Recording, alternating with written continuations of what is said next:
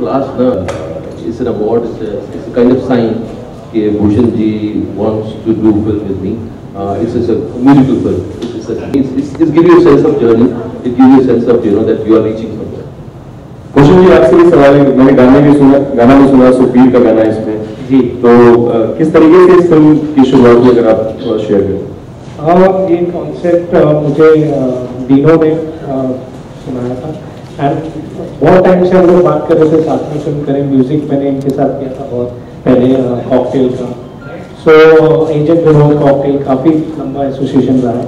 तो फिल्म करने की जब हुई तो मैंने इनकी 2 फिल्मों की कॉन्सेप्ट सुने, दैट वाज हिंदी मीडियम में राब्ता। सो उसमें हिंदी मीडियम मुझे एकदम आउट ऑफ द बॉक्स लगा, जिसको मतलब सुनते ही मैंने एक लाइन सुनते ही मैंने बोला यार ये कॉन्सेप्ट तो हम जरूर करेंगे, बिकॉज अगेन आज जिस तरीके की रियलिटी बेस्ड फिल्में चल रही हैं जिससे लोग कनेक्ट कर सकते हैं, वो चीज़ लोगों को बहुत पसंद आती है और वो मुझे स्क्रिप्ट में बहुत दिखी। एंड बिकॉज ये भी म्यूजिकल है तो मुझे पहला ये डाउट मैंने किया ही नहीं कि इसमें म्यूजिक नहीं होगा। सो म्यूजिक भी था और स्क्रिप्ट भी बहुत अच्छी थी, तो यहाँ से ये इसकी शुरुआत हुई। दिनेश, आप खुद भी एक अब डायरेक्टर भी हो चुके हैं, तो आपका कितना आपका कितना इनपुट रहा स्क्रिप्ट वाइज? हमारा जो बेसिक पॉलिसी थे, हम काफ़ी टाइम लगाते हैं स्क्रिप्ट पे, तो इसमें 1.5 साल लगे स्क्रिप्ट बनने को।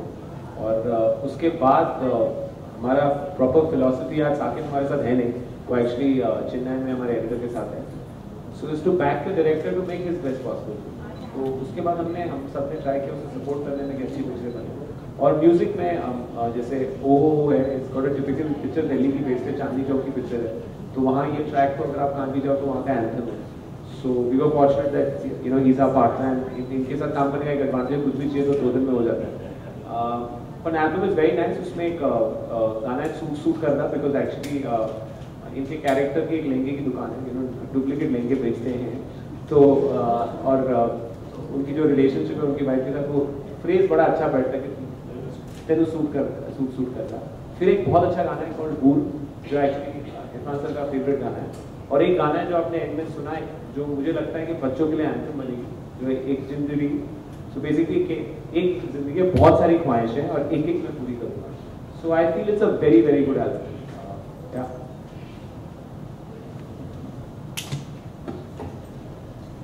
हाय इरफान, सब्जेक्ट बहुत ही अच्छा है, ट्रेलर भी बहुत अच्छा है। देश में जिस तरह के हालात हैं, मतलब ऐसा माना जाता है जो हिंदी पढ़ता है, जो जिसे अंग्रेजी नहीं आती है, उसे कमतर माना जाता है, उसे इंटेलेक्चुअल नहीं माना जाता, उसे इंटेलिजेंट भी नहीं माना जाता। उसके लिए काम करने के मौके जो है वो बहुत कम है, क्योंकि सब कुछ अंग्रेजी से जोड़ दिया गया है। तो ये जो हालात है देश को हिट करता है कि ये हमारी एक तरह से मेंटल स्टेट है, ये एक हमारे खून में बैठ गया है, मतलब हमारे साइकी में घुस गया है कि अगर हिंदी का कोई प्रोनाउंसिएशन गलत हो गया तो आदमी बेकार हो गया। और हमारी फिल्म में इस बात को एम्फसाइज किया गया है एंड बहुत एंटरटेनिंग तरीके से इस सब्जेक्ट को डील किया है। और ये हमारी साइकी है कि अगर अंग्रेजी थोड़ा सा अगर प्रोनाउंसिएशन गलत है तो आदमी में कुछ गड़बड़ है, उसकी सोच में कुछ कमी है।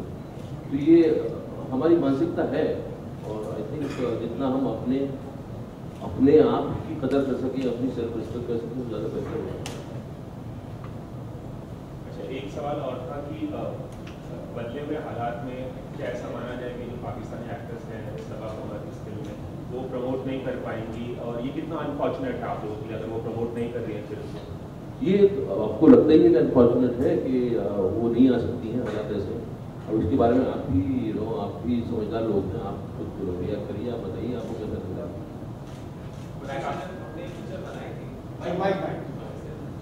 बनी थी, इसकी शूटिंग लास्ट ईयर जून जुलाई में हुई थी, तभी तक हालात काफ़ी अच्छे थे। उसके बाद अनफॉर्चुनेट है, but we have Irfan, so he will be the hero and the heroine. Irfan, Justin here. Yeah. Irfan, is it really difficult to break the class divide within the industry? As you were saying that when you came here new, there were certain presumptions and assumptions about you because of perhaps the language or the background. Is it really difficult to break that and move ahead? Actually थोड़ा शुरू में जब आदमी को break नहीं मिला होता है, जब काम ढूंढ रहा होता है, तो हर चीज़ उसके लिए एक तरह से बड़ा चैलेंज हो जाती है। तो ये भी एक डाउट आता ही है सबके दिमाग में, क्योंकि हमारी मानसिकता वैसी है। तो वो एक बट मुझे नहीं लगता कि अगर आज भी इंडस्ट्री उसको उस तरह से रिएक्ट करती है।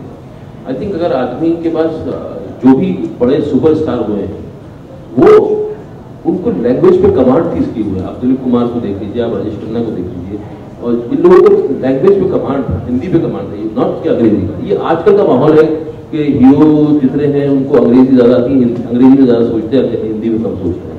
तो ये एक तरह का आई थिंक हमारी इंडस्ट्री इसको सपोर्ट करती है और ऑडियंस को सपोर्ट करती है अगर आप लैंग्वेज के साथ प्ले कर सकें। और ये बहुत बड़ा आपका एक तरह से टूल है, हथियार है। अगर आपको हिंदी पे कमांड है तो people love you. Also in the trailer we saw you were dancing to a song. Is there, Irfan, a regret that perhaps not many filmmakers have approached you for a role which requires a lot of dancing from you? I think ये मुझे पता होता कि तीनों मुझे dance करवाने वाला है इसके अंदर, तो मैं पैसे ज़्यादा मांगता है, क्योंकि मेरा बहुत ही ये वीक पॉइंट है। एक शॉट है जो मुझे खेलना नहीं आता, और मैं उसको एंजॉय भी नहीं करता। और ऐसा नहीं है कि मैं कभी नहीं करूँगा डांस, मैं करूँगा, लेकिन जो मेरे अंदर से उपजेगा तो मैं करूँगा। और मुझे नहीं लगता कि पब्लिक मेरा डांस देखने के लिए कोई आतुर बैठी हुई है। मैं और भी चीजें हैं जुड़ने के लिए, और चीजें एंगेज करने के लिए लोगों को, तो मैं उस पर ज्यादा डिपेंड करता हूँ। मुझे कोई इस बात में दुख नहीं है, ना ही मुझे इस बात की कोई शर्म है कि मुझे डांस नहीं आता। तो नहीं आता जी, नहीं मजा आता, जब आता है मजा तब आता है। तो लेकिन वो मैं एक्शन कट भी नहीं कर सकता। AIB की एक वीडियो में हमने आपको देखा था। हाँ, वो क्योंकि वो कॉन्सेप्ट मुझे बहुत अच्छा लगा और मैं उस कॉन्सेप्ट अच्छा लगा था तो वो अंदर से आपको हुआ था तो मैंने कर दिया। बट ऐसा अगर चैलेंज आएगा कि यार एक्टिंग जो है आपको नहीं मौके नहीं मिलेंगे, अगर आपको डांस नहीं आया तो मैं वो भी सीख लूँगा।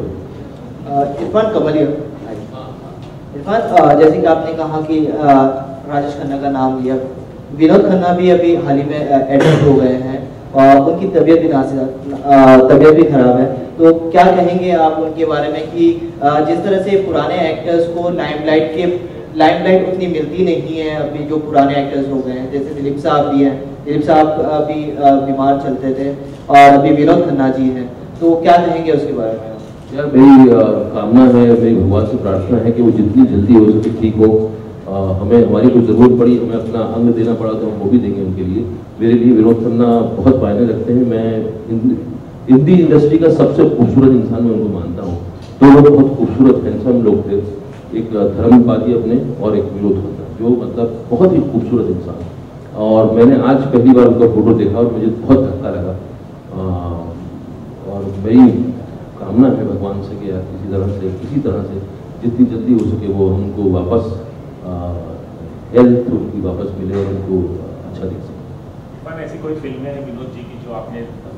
सारी फिल्में देखता था उनकी, सब फिल्में देखता था। मुझे आज तक याद है खून पसीने में उन्होंने कुछ किया था इस तरह, आंखें लाल करके और उनकी आंखें चढ़ी रहती थी। मेरा गांव मेरा देश और सब फिल्में उन्होंने की थी। मोस्ट हैंडसम है, ब्यूटीफुल।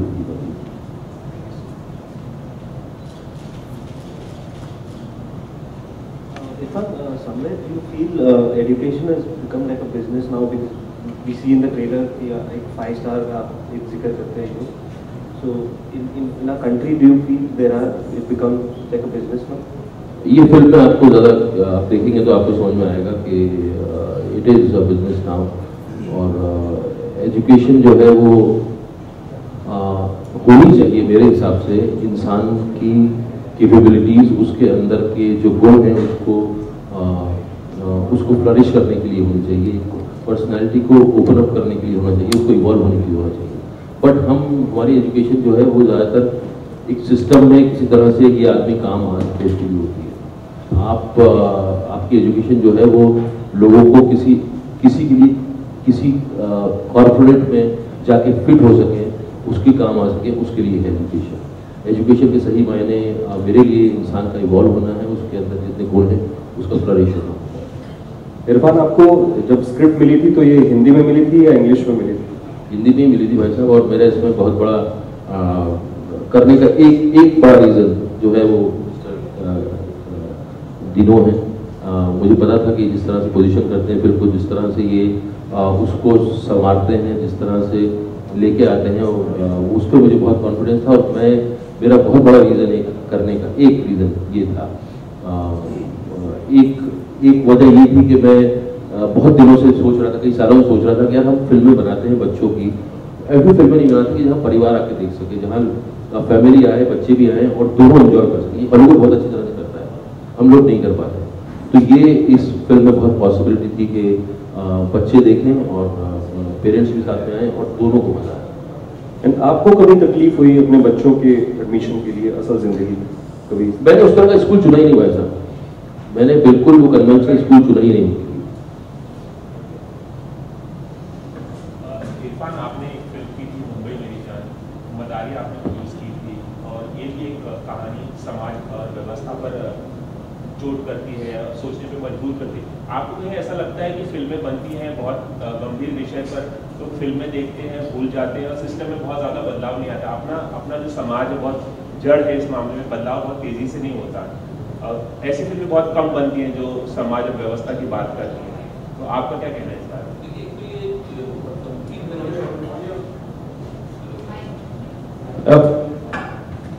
मैं हमेशा कुछ फिल्में चूज करने की कोशिश करता हूं जहां के एंटरटेनमेंट हो, लेकिन उसके साथ साथ कुछ और ख्याल रह जाए आपके जहन में देखने के बाद।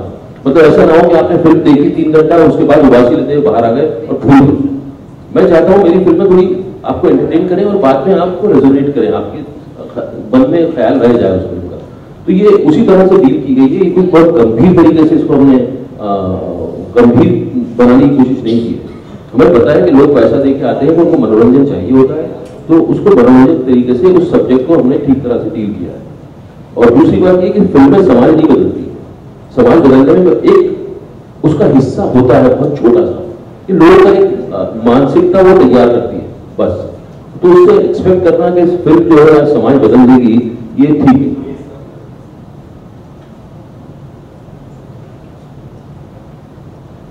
फिल्म का जितना योगदान है उतना ही होना चाहिए ना। ऐसा थोड़ी कि फिल्म रेवोल्यूशन ले आएगी, एक लोगों पे मानसिकता तैयार करती है बस।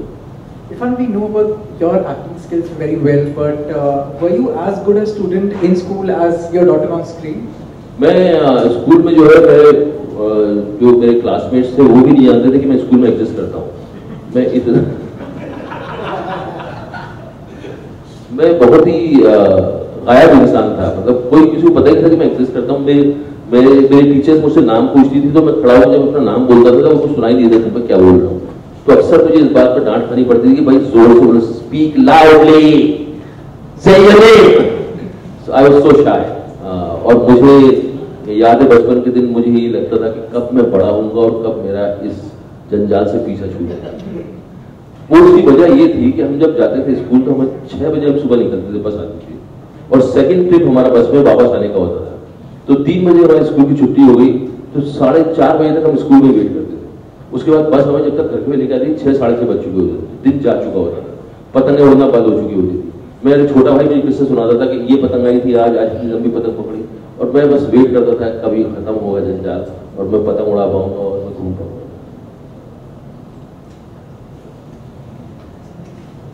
हेलो इरफान जी, एक क्वेश्चन और है।